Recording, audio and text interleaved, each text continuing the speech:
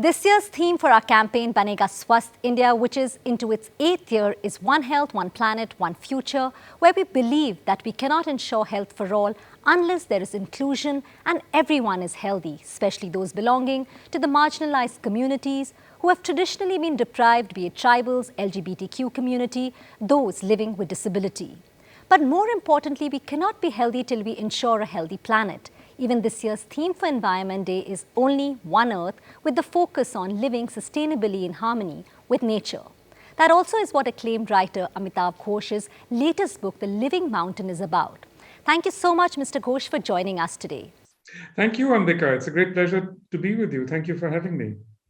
Coming as it does after your last year's book, The Nutmeg's Curse, that looked at the planet crisis from the lens of colonialism, exploitation of natural resources, and destruction of traditional wisdom, and the balance it ensured between humans and nature, how does The Living Mountain take that thought forward? Well, I think in many ways, The Living Mountain really is a very short, it's just like 4,000 or 5,000 words, 40 pages or something. It really encapsulates, if you like, my last book, The Nutmeg's Curse, because actually what happened to the people of the Banda Islands, who grew the nutmeg tree, is what happens to the people in this valley. Yes. And it's a kind of, if you like, a sort of parable for what's happening in the world. We are doing this interview when the country has been reeling under one of the worst heat waves, and there are forest fires raging in different parts of the country. And then there are also fires raging in the man-made mountains of garbage, the landfills right here in Delhi. Right from the great derangement, your non-fiction work on climate change in 2016, to most of your recent writings have the environment as the central theme and seem to be warning us of the mistakes made in the past and the lessons not learned. Mr. Ghosh, tell us, what has prompted you to pick up this topic again and again? To be honest, it's not that at all. In fact, as I've argued in my book, The Great Derangement, writing about climate change is extremely difficult. And it's especially difficult in relation to fiction, It's very hard to make stories out of this. How do you make a story out of a heat wave? You can perhaps make a story about a storm or, a tornado or something, but to write a story about a heat wave is so very difficult. And you're right, I was in India just a very short while ago, and the heat wave is astonishing. I mean, it's just sort of so unprecedented. But what also struck me as truly astonishing is that everything seemed so weirdly normal. Yeah. Everyone was just carrying on as though, nothing had happened. And in a way, that was what was the most unsettling thing. It's like we've already learned to take this in our stride. And yet, it's perfectly clear now that really large parts of India are just heading towards disaster. Even more than climate change, I would say Delhi's real problem in the long run is going to be water. We see that Delhi's always been on the edge of a desert. It's a water-stressed area. And we've become completely dependent on, fossil water from the Upper Ganga aquifer. That aquifer is now almost exhausted. Once it runs out, really, what are we going to do? Mr. Ghosh, The Living Mountain now and The Nutmeg's Curse, they both come against the backdrop of the pandemic, which many scientists do believe is zoonotic in nature, caused by increasing overlap in the worlds of animals and humans and diseases jumping between the species. Both the books, in fact, highlight the overexploitation unleashed by commercial interests. In fact, greed is a theme that one sees in Jungle Nama too, where Dhona's greed takes him into the forest to tap into the riches. There is no end, when we're talking about greed. You refer to it, in Living Mountain as a drug our bodies have grown used to. What are your thoughts on that? Yes, we've grown used to this entire cycle of consumption, production. And actually, these are what are the drivers of the planetary crisis. As you just said, the COVID pandemic, plus climate change, plus if you like, the migration crisis that we see all around us, the wars that we are now seeing, all of these are actually symptoms. They're symptoms of this incredible acceleration in production and consumption that's really overtaken the world. And that is really pointing us towards a global catastrophe. Another running theme in your books has been the destruction of the balance between nature and the way humans interact with it. So in The Living Mountain, we see the traditional wisdom of the people who consider the mountain to be revered as a living being where one should not set foot on, let alone exploit its resources, being bulldozed by the anthropoi who have their own sets of ideas which they consider superior and more progressive about, how to tap the mountain. In The Hungry Tide as well as The Jungle Lama, you talk of this balance through the legend of Bon, Bibi, who establishes a similar balance in Sundarbans by confining the demon Dokhin Rai in one part of the forest to protect human population, like the forest reserves were actually meant to be. But the balance is what is actually being destroyed, and we don't seem to know how to pursue economic growth as well as protect the environment at the same time. How do we really redefine development? Actually, that battle has been fought and is being fought as we speak in India today. In Niyamgiri, in Odisha, the Adivasis resisted a mining company on the grounds that, they were going to destroy their sacred mountain. And actually, the Supreme Court then did recognize that they had a case. But now, as we see across India, again in Hasdeo Arand, as we speak, one of the last tracts of primary forest is being opened up to mining interests. So, and always we are told this is all about development, it's all about progress. But how do you tell, 100,000 people losing their land, their livelihood, their environment, that this is for their progress? Because where they will be put, they won't be able to make a livelihood. And if there is any progress or development that comes out of this, it's for a tiny group of industrialists and of mining interests and of corporates.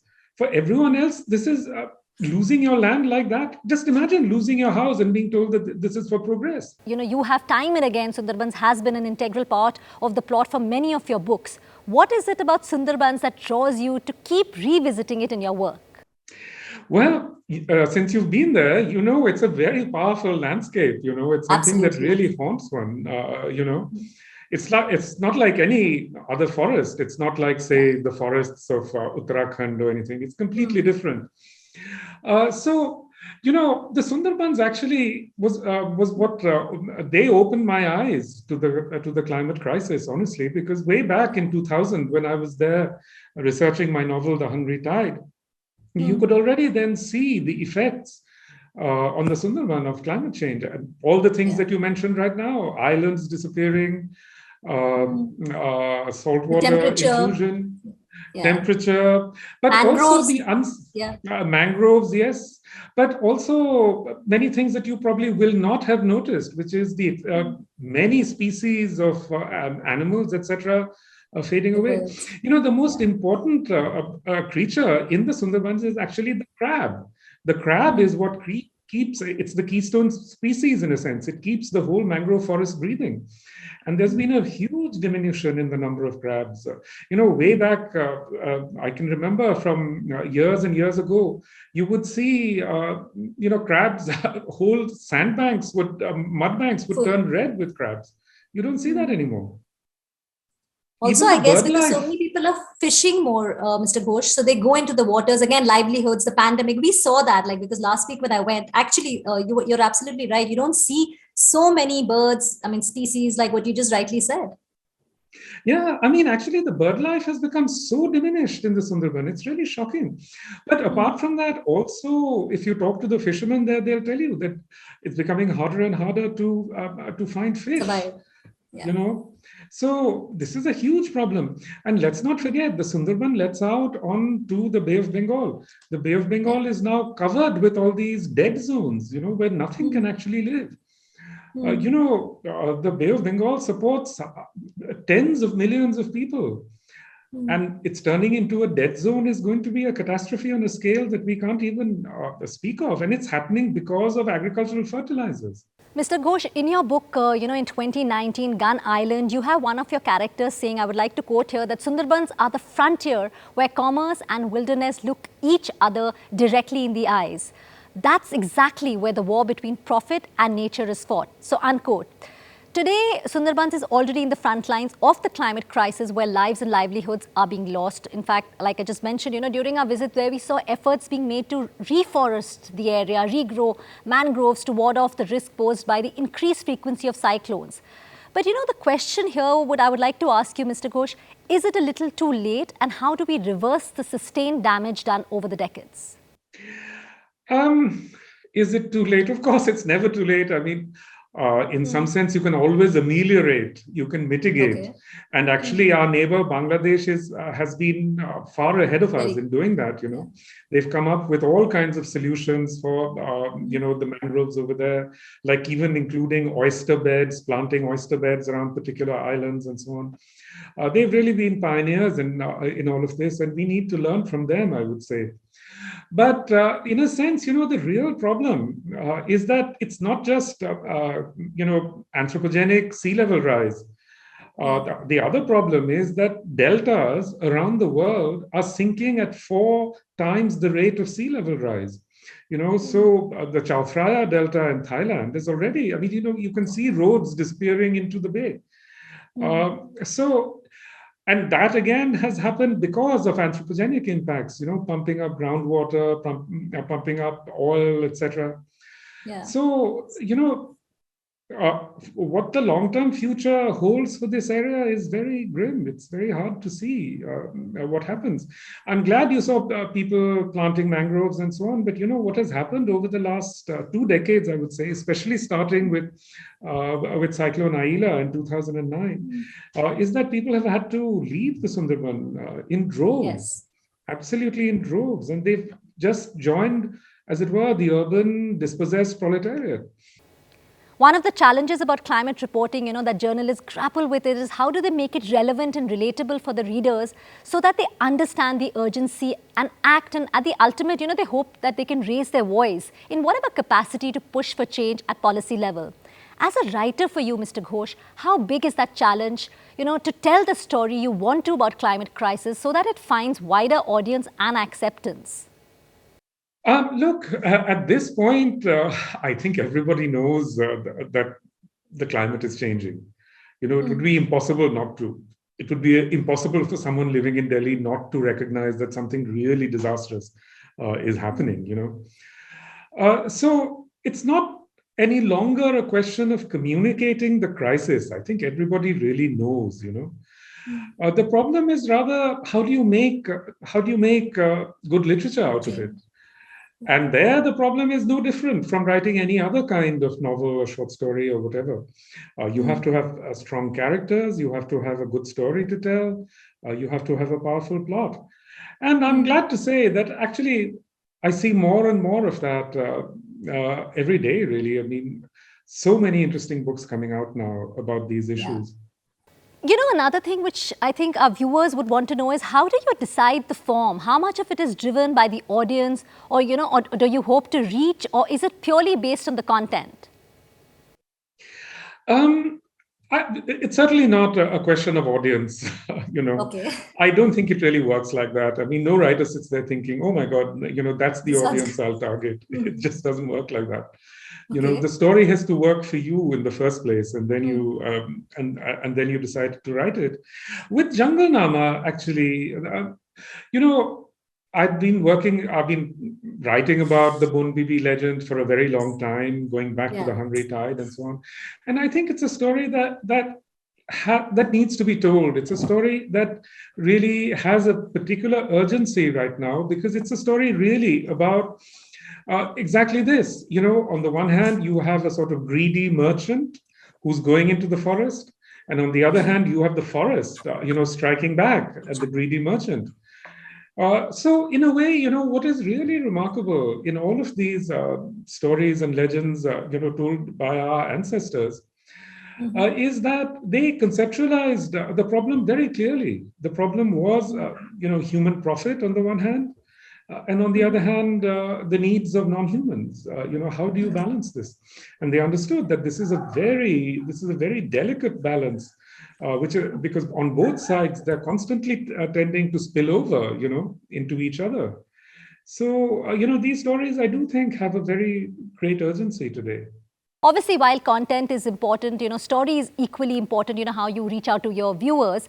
Your writings also indicate the interdependence that is integral part of nature. For instance, in The Hungry Tide, you describe crabs as the sanitation department and the janitorial team rolled into one that keep the mangroves alive by removing their leaves and litter. I mean, without them, the trees would choke on their own debris. So in our climate change reporting, or even in the global climate negotiations, the big headlines seem to be about air pollution, controlling the emissions to curtail global temperature rise to 1.5 degree or 2 degrees. Are we all really missing the nuances of nature in all the noise? Yes, I don't really like this term nature, and I try to avoid it as far as possible, because nature somehow implies that this is something outside the human. So historically, within Western culture, they've always opposed nature to culture, as it were. So that's not really something that comes from an Indian tradition or any sort of indigenous tradition anywhere. And I think it's a very artificial distinction. So, what we are really rather talking about is the interdependence of incredible numbers of species, including, if you like, the species that are within us. More than 50% of our body weight comes from other species, bacteria, so even within the biome, even each of us is, in fact, a sort of living forest, And I think we have to look at it in terms of the interdependence of species, because as you just said, I mean, the crabs, are so fundamental to the Sundarban, and it's the last thing that we think of when we think of the Sundarban. We think of tigers or king cobras or whatever, but never the crab. But it's the humble crab that keeps us alive, that keeps the forest alive. Mr. Ghosh, as COVID-19 proved the hardest hit, and obviously those are the vulnerable and the marginalized, climate crisis is no different from farmers to fishermen. The poor are most affected, and even within that, the women and children are the worst off. The widening inequity, the migration due to frequent disasters, the resulting social unrest and conflicts, and I mean, they're too real and already happening. In fact, in The Living Mountain, you allude to the climate negotiations and the blame shifting between the developed and the developing countries, as a long palaver was held, but nothing came of it. Where do we go from here, and do we see any glimpses of a new world order emerging out of this chaos? Clearly, there is a new world order emerging, but I think the first thing that we need to acknowledge in relation to climate change is that this is not all about technology. It's not about science. It's fundamentally a human conflict. It's war by another name. That is what climate change ultimately is, and that's why it is so difficult to find any way of addressing it, particularly because we don't acknowledge it as conflict, which is actually what it is. So we pretend that it's something else. Now, today, such a large part of the world is under sanctions, imposed by the United States and the West. If you put sanctions on so many countries, how do you expect them to cooperate on climate change? And in fact, they stopped cooperating. If you look at COP26, in so many ways, it was a complete failure. It shows us that all global institutions have broken down. The so-called global order has now completely vanished, as we see most clearly with this war in Ukraine. So, I think we can no longer even pretend that there is any attempt globally to address these problems. Anyone who's saying that is just deceiving themselves. Thank you so much for speaking with us, Mr. Ghosh, for this World Environment Day special. It's a pleasure to have you with us.